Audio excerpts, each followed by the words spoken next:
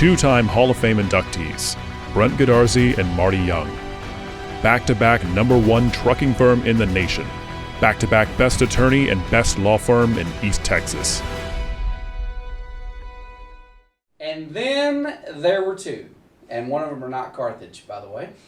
But two teams left. We are headed to the state championship game for the second year in a row. Hello, Buckeye Nation. I'm Jeff Rash, host of the Gilmer Buckeyes Coaches Show, and standing beside me, as always, out of the 100 years plus we've been playing football in Gilmer, I'm standing next to not only the head coach and athletic director of the Gilmer Buckeyes, but also a man that has a new distinguished title, and that is the man with the best start first 2 years out of the block of any coach in Gilmer history. 28 wins, you surpassed Matt, and he's probably not happy with you, but I bet he's actually very happy. He's very happy. That, I promise. 28 wins in 2 years, and the only coach to ever take the Gilmer Buckeyes to 2 state championships opportunities back to back. So congratulations. Thank you. That is a big deal, and I know you're going to deflect it, and because Absolutely. you're going to say it was all the boys and It all is. the coaches, and you had True. nothing to do with it. You Nope. showed up late, left early. I know that. I know all of that is completely true. Whatever. Thank you. But congratulations. Thank you. That's, I appreciate it. That's amazing. Thank That's you. amazing. And so regardless of who did it and who should get the credit, your name's going to be beside that in the history books. And that's a big deal. So now we want a third one next year. That's very important. You got to go three-peat. Very important. So we'll talk about that next year. So let's talk about this incredible game. We've got a lot to talk about today, so we got to get started. Lots to talk about this game. It was so exciting. It was just like what it was built to be. And then, and more importantly, what are we going to see in the state championship game? That's what everybody wants to know. Right. So let's start with this game. And I guess I could just open it up and say, what did you see that you like? And we've got a lot of great highlights from this game. But you talked about going in the size that these guys were. I mean, they looked like a They're junior huge. college. Yeah. They really did. Right. You know, from left to right, you're talking about massive human beings. You know, not just, sometimes you play people who are thick or heavy or whatever, but I mean, these guys are 6'4", 6'6", Yeah. you know, all across the board. They're big humans. Yeah. And, you know, you go against that every single play. Braylon Ward, one of our defensive tackles, both hands after the game were swollen. Yeah, just from contact. all the hits Just a battle throughout the game. Yeah. I said in pregame when we were getting ready for the game, I was like, if you want to really watch the action tonight, don't watch the ball. Watch the Point of line of attack, scrimmage, right. Because that's going to be a fight all night long. That's like MMA. And you were exactly right. You know, you said you felt like, I talked to you before the game, and you said they're big, they're good, they're powerful, they're well coached. Obviously, they got a great tradition. But you felt like you were comfortable with the matchup with this big athletic defensive line that we had against that big offensive line. I felt like our defense was ready. I really did. Just from, I know they were big, and obviously they're a very formidable team, but our defensive front seven is very physical, and they're very active, they're very athletic, they're smart football players. Yeah. And so all that factored in. And the way they played was just amazing. Tommy had a great plan for the guys, and then they executed. They executed it all perfectly. They did. And the one score that they did get, because I thought, oh man, we're going to see a shutout here. These guys don't have a chance to get near the end zone.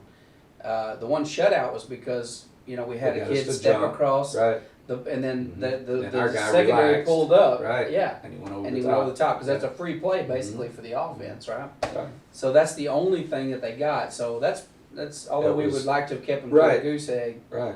That's pretty good. That was impressive. It's pretty good. And another thing that I appreciated about them was, there were times, and I'm sure we'll talk about it, but at times we were struggling offensively. And the way they just kept coming back to the offensive guys and going, hey, we got it. We got your back. We're ready to go. That's awesome. Hang in there. Keep going, which allowed our guys to kind of get their feet back on the ground and make some more plays. And so that kind of stuff, those are the things that help you advance. That type of maturity in the midst of the fire. Well, something that never happens ever to a Buckeye team is in the first half anyway, and I didn't look at the final game stat, But we held the ball like 4 or 5 minutes more than them in the first half, which is very unusual. It is. We usually quick score, and then the other team eats the clock. But we actually ate more clock than they did by several minutes in the first half. So the defense spent a lot of time out there, took a lot of snaps, but played well. But as equally impressive, I thought the Salina defense. A lot of people were saying, "Oh man, we look sluggish on offense," and I kept saying, "No, we're not sluggish on offense. We're playing team. a very good team, Right. and they make you look like you're That's struggling." Right. Well, and we alluded to it last week, and I said there's going to be ugly plays in this game, and it's not. Yes, there's plays that we could have done better. Don't get me wrong, but their style of defense, it's all or nothing. Yeah. And so they're forcing your hand, so you're going to see ugly big play. Yeah. And so there weren't where a lot of times you see 4, 6, 7, 8 yard gains kind of interspersed throughout the game. This was like 0 or negative or 38. But that's how they play defense. Yeah. And so that's why I kept trying to let everybody know, hey, it's going to look like this. And I was trying to make sure my own team knew, because they're not used to that. Yeah. And it's easy to get frustrated, which we did at times, and we had to kind of come back and overcome that. And once we did, we kind of settled down. Yeah. Well, they've got a good defense. No doubt. They played well. It was a good defensive game. I want to talk about a couple of things. One, we struggled with penalties on the line. So what was going on there? Was it noise? Was it? It was. Part of it was noise. Then when you mess up a time or two, well, then it throws your rhythm off, and so there was they're jumping around all right. over the line. They were yelling and so forth, and the officials, they can flag a team if they're simulating your snap. Well, they were different enough in their noise that they weren't getting the penalty, and yet it was affecting us. It was. We had to adjust, and so we made some changes, especially at halftime. We made some changes to how we were doing our cadence. Well, we only had a couple of penalties after that. Right after that, we kind of got it squared away. Yeah. But the first half, it got into our head. Yeah. And that's what I was referring to. You just have to fight through that and get the momentum back again. And I thought it was a good officialing. They did a great job. I thought they did good. They didn't call a lot of interference, pass interference stuff. They let the players play. They let them play, and that's what we always talk about. So I want to talk about one other thing, and then we're going to jump into some of the film. I've never seen a game, or I haven't seen a game this year, certainly, that special teams played a bigger role, field position wise, than this game. Talk a little bit about the punt and the kickoff special team. We spend a great deal of time on that, and each of our position coaches has something they're over, and we watch film on them. We actually have meetings over each one of the different special teams each Monday and Wednesday, and so we're watching the opponent, we're watching ourselves, we're grading our guys on that. A lot of teams, they just kind of go do that on Thursday and make sure everybody's out there and tell them what to do, and then you go. A lot of effort and energy is spent there, and so you saw in a big game like that to me was part of the tipping point from playing the field position game. We ended up punting a lot more than we normally do, but it was critical that we kept keeping them down inside their 10 and making them have to make long drives. You did that. And we did it, And Jose Hernandez kicking off, kept pinning them back inside the 10, and that was huge because you weren't allowing them to get up by the 50, where then they're willing to take that 4th down try. Yeah. And live on the edge and get the first down. Well, we kept pinning them down there by the 30 or inside that, and they had to punt. Well, there was, I think, 3 different times we pinned them inside the 3. Correct. So, I mean, and on special teams, that's awesome. Yes. I think 1 punt, 2 kickoffs, something like that. So that was amazing. It was one of the best special. It makes you feel good about the time you spend in special teams. Yes. Sometimes it doesn't feel like you're wasting time. Right. You need to put effort into defense and offense.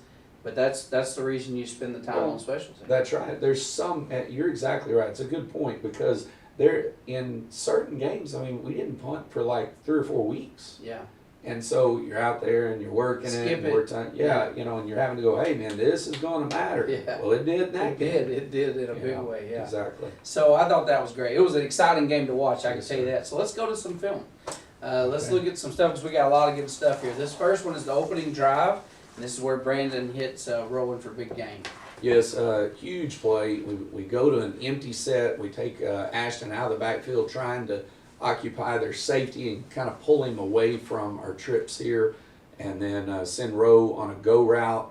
He beats his man, and Brandon just throws a perfect pass, puts it right on him. Free safety comes over and puts a hit on him, but he's able to hang on. And this 30-something yards right here gets us down into the red zone area. So it was critical to this first score. Yeah, the second one, if you're ready, you're showing that one again, right? Yeah, here's the wide view of it. Yeah, he took a shot, but he was able to hold on the ball. Rowan had an exceptional game, one of the best ones I've seen from him. You know, they've been double teaming him a lot all through the playoffs, which has really freed up, Jay and Parker, who've done a great job. And this time, Rowan was able to step up and really get it done. So we've had, having receivers that talented, giving you options. Oh, it gives you lots of options, lots of weapons on the field. We talk about it a lot. Right. This was an important run earlier in the game. This is where Brandon escapes and makes a great run down into the 5. Right, it's 3rd down and 7. It's on the same drive after we had just hit Rowan, and they're bringing a lot of pressure. And so Brandon takes the snap, and here they come. And so at this point, he's got to get the heck out of Dodge, basically. Yeah. And does an incredible job of eluding them. Ducks under another player, and it's just his athleticism, ability to make something out of nothing. He gets us all the way down to the 2-yard line, and then Ashton Haynes ends up carrying the ball and getting in the end zone for a touchdown right there on the first drive. And those kind of things, that sets a tone. Yeah, it does. That's putting pressure, because it was 7-0 for a while. Yeah. And that was an important score. Yeah, a long time. Yes. This next one was Tyson Wilson, and he made a big 4th down stop and an interception during that game. Tyson played nearly had 2 interceptions. That's right. Tyson ended up with, I think, 11 tackles, a pass breakup, an interception. But this right here, this is a 4th down and short. It's like 4th and 3 or 4. And of course, they're in on our side of the field. You can watch Tyson here. He's sitting over the ball, sees the runner, and right there comes in and is physical enough to single-handedly stop the guy, solo tackle, and he ends up about 6 inches short. They came out and measured, and we get the ball right there. Yeah, that was huge. Big play. We couldn't tell who made that stop because it was just a massive humanity in there. Right. That was Tyson. So here he comes with another play. This is in the next quarter, and Salina's trying to get a drive going. We get some pressure on the quarterback. He's a little bit behind. The guy tips it. Tyson's right there to pick it off, and gets about a 10-yard return and gets us the ball, keeping the ball on the plus side of the field. This next one is, we talk about special teams. This was punt. Yeah, I don't typically put punts on our highlight film. Yeah, we've never had a punt in the highlight film. No, not. I don't think in 2 years we've had one on there. But this one was pretty critical. Again, the field position against a team like Salina is so important. You see Rowan with great effort here, getting down the field, gets by his man, and then grabs the ball and is able to stay out of the end zone. Yeah, foot went in the end zone, but the ball didn't cross the plane. And that's right. In high school, it's okay. You can be in the end zone. The ball just can't pass. In the NFL, if you touch the line, then that would be a touchback. But in high school, that is and literally the nose of that ball is setting directly above the plane of the goal line. Correct.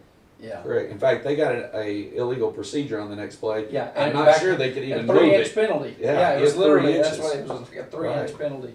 No doubt. Yeah, that was amazing. That was a great punt. Great job there getting down there quick and stopping the ball. Cody Guidry was the one who punted it, by the way. And he had several good ones in that particular game. This next one's Will Blakely and Ryan Brown swarming to the ball on defense. You bet. In this drive, there's several key plays that get Salina off the field. You're going to see Will recognize the quick screen, fights off the block, stays outside. It's so important that a corner stays outside, because now you've made the guy turn back inside. Well, here comes the pursuit. You see Ryan Brown coming, and then they gang up and tackle him for a -1. Yeah. Excellent job. Yeah, that was perfect execution. Yes. Stephen coming. Well, yeah, Will just so quick got around the block. Absolutely. This next one is one of my favorite plays, and it was critical. Because when you look out on the field, and I know how Caden Tennyson is a super athletic young man, but he's a freshman. He's 14 years old. Right. And he's going up against a 6'5" senior on the other side of him. And you look at that and you go, does he have the experience? I mean, you got to have a lot of faith in a kid at 14 years old to put him up against in a semifinal game. Exactly. And he's out there this on an island by himself, Yeah. man to man. Yeah. And he is on. I never worry about somebody outrunning him. No. But you've seen earlier in the year where he would be running, beside him, and he just putting his arms up, and he Space doesn't awareness. turn back, and so he's drawn some interference calls and whatnot. Growing This pains. was perfect right here. It Look really at this. was. Right side by side, plays the ball, gets up, tips it away. That was third down and causes them to have to punt the ball. Yeah, look how beautiful this is. And he did this on a number of occasions. Yeah, he did this. there That were wasn't two or his three. first one, and Right. he's getting good at turning back on the ball and going after it. I thought that was super aggressive. really I was. can't wait to watch this guy over the next few years. Exactly. He's going to be fun. No doubt. This next one was Brandon Tennyson to Rowan, 31-yard pass and run. Here again, we talked about a minute ago how it's feast or famine a lot of times with this defense. And so right here, Brandon finds Rowan. It's a tight fit right in there. Puts it through about 3 guys. And then, of course, Rowan in the open field is a good thing for us. And picks up 30-something yards there. So you can take a look. You hear about the 10-1. Well, they actually have 2 back, but all the other players are right there on the line of scrimmage. They're coming. So Rowan beats his man, gets inside the safety, and like I said, Brandon just fits it into a very small window. Yeah, look at that. There's 4 guys Uh-huh. around him. And If just put it that in there. if that pass is not thrown perfectly, you're in trouble. You're in trouble. Yeah, and he's been doing that all year long, and these last 4 or 5 games, he has just been threading the needle He like really crazy. has. He really has. This next one was a 28-yarder, also to Rowan. Rowan, we're moving the ball down the field. They end up switching coverages. They went with a cover 3 on this rep, which they don't do often. They do it just enough to try and throw you off in what it is you're attacking. So they've been man free, and then they switch to cover 3. Well, this route is designed to beat man free. And so Rowan adjusted his route, and Brandon just put it on him. So a great job by both of these guys of making that adjustment on the fly in the midst of the play, which is pretty impressive by both of them. So they find the opening, big play, gets us down to right at the 10-yard line, 12-yard line. And then to follow that up, you got Kendall Jackson making the TD run. Ladalen, we've seen him do it several weeks now where you hand him the ball and he is going north and south, and you see it again here, just a small crease in that line, and he zips right up that hash for the touchdown. He's got a great burst. You're going to see it here. You'll see our line, how they block down, get good movement on their double teams. Here comes the kick out blocks, and then here's the small crease right there, Look and at there that. goes Dalen.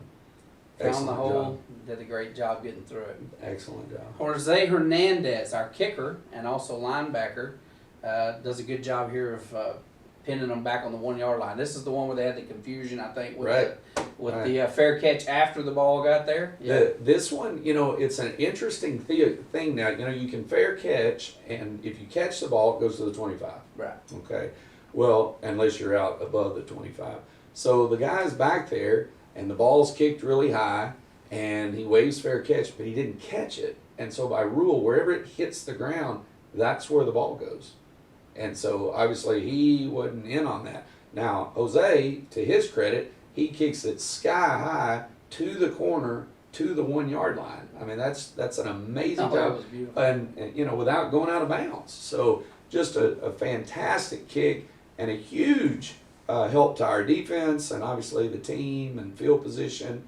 So that was a big play. That was big. Yes. That was big, and that was there. He did 2 of those. Yes. Had 2 of those. 2 Same confusing results. things. Right. So that Right. was pretty amazing down there. It was. Next is Keith Rockwell with a big time tackle in a time where we really needed it. It's 3rd and 1. 3rd and 1. And so here they are. It's at a critical time in the second half. And so here's Keith, watch him read his keys, and then slices right through and drops the guy for about a 2 to 3 yard loss. Well, now it's 4th and 4.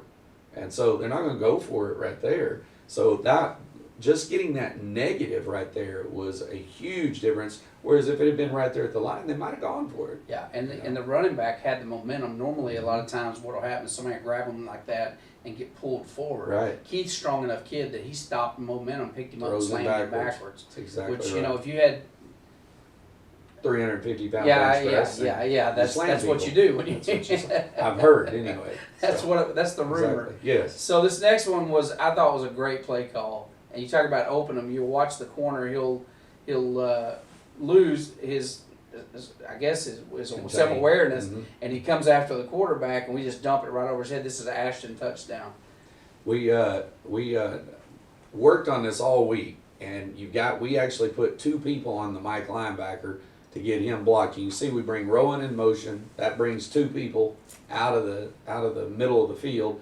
And then here comes Ashton out. He actually gets caught here in just a minute by this backer coming from the backside, but flipped the field. Here we went from the 20 all the way to the other 30. So huge play for us, being able to get back on the plus side of the field. Great job. There's Lucas Cano out there in front.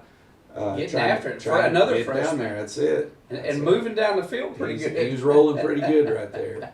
That's good to see a freshman out there being that aggressive and getting down the field. That's awesome. It was. So this was Rowan catches a TD pass. Another great job.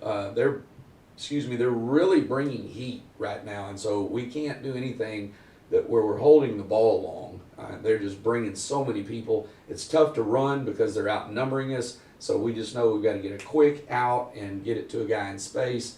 Rowan beats his man on just a quick out, catches it, makes the guy miss, touchdown. Just does what Rowan does. Yeah. Does what he does. Now this next play I'm going to call it the play of the game for me, because it's the first time I took a real breath and said, okay, I think we got it. Exactly. Because this was critical. This was Joseph Clark, a sack on 4th down. They're moving down the field, and we needed to make this stop right here. It was critical because I think they had just scored, right?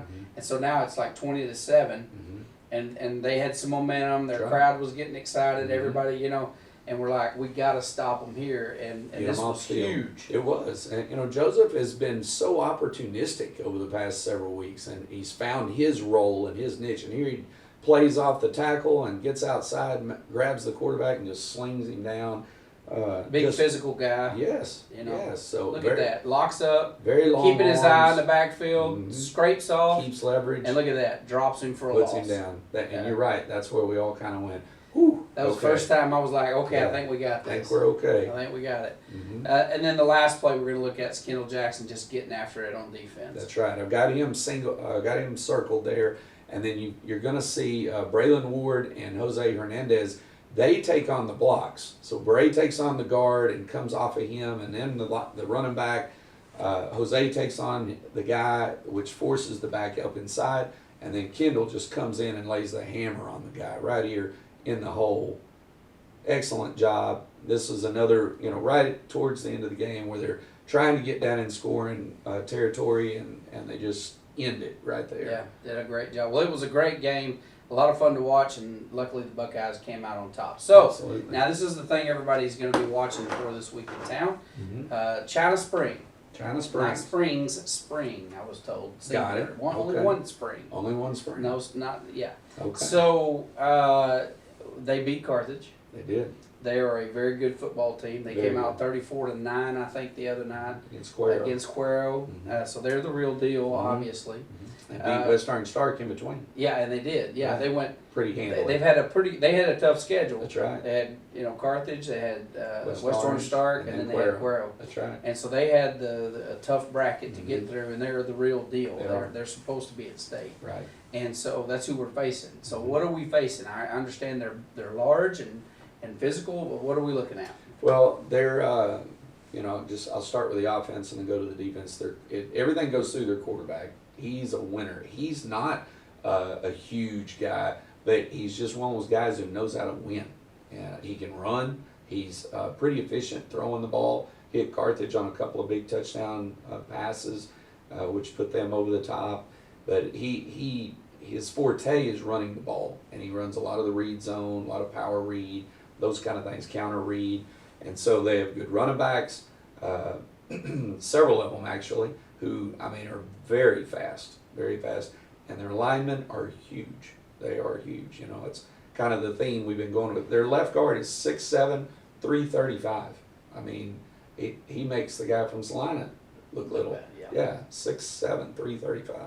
So they're big, they're physical, they're fast. They're not real complex on their offense. They just run it really well, really well. They do it. Kind of a Liberty Hill type of. Well, they're not like they're more spread. I mean, you'll see them in sets that we run, but they're going to run the ball out of those sets as opposed to just throwing it a lot. Not that they can't throw it. Defensively, a lot of pressure again. A lot of pressure. 55, one of their defense tackles, I mean, you just about can't move the guy. I mean, he is big and strong, takes on double teams and doesn't go anywhere. You know, he's locking it down. One of their defensive ends, number 6, I would compare him to Luke Watson physically, the way, you know, 6'1", 6'2", probably 215 or so, good looking guy. You know, size-wise, and he can move for a defensive lineman. So that is tough for a lineman when you have somebody that athletic up in the line. Middle linebacker, probably 6'1", 215 or so, can fly. Athletes. I mean, they can really Size run. Secondary Speed. In fact, several of them play both ways. Some of the running backs and the receivers, they're playing safety and corner and some of those things. So. Very talented, talented. So we're in for a war. It's going to be, you know, as hard as the other night was, this will be another step forward. You know, you don't get this far without being good. Oh, no. And especially with the gauntlet that they went through. Yeah. So they're the real deal, and we got a war in front of us, and we got a lot of work to do. Yeah. Well, congratulations getting this far. It's incredible. You, on behalf of the town, your whole team deserves a big pat on the back. 2 in a row is pretty incredible. We're going to need the Buckeyes to come out in a big way, folks. We need you to travel. We need everybody to come to Jerry's World. It's next Friday at 3 o'clock. 3 o'clock. Right? 3 o'clock in AT&T Stadium in Arlington, Texas. Please come. If you don't come, make sure you watch it on TV or listen to us broadcast, and we'll bring the action to you. But hopefully Buckeyes are going to come out with a win and get us a state championship. I think Mr. Albritton has posted a message about how to get the tickets and where you can get them online and so forth. I think it's SeatGeek and so forth. There's a code that puts you with the Gilmer group. Okay. But it's all general admission, so it's not like last year where you only had certain blocks of seats. It's once you get the ticket, it'll be anywhere in that general admission area. So, but if you go on his, I guess it's the school website or whatever, his Facebook, then it'll give all that information. Good deal. Well, good luck, Coach. Thank you. And Buckeyes Army, we need you there. So make sure you travel, or make sure you at least watch next week and support the Buckeyes. And hopefully we'll be bringing back another trophy from Jerry's World. See you on Friday.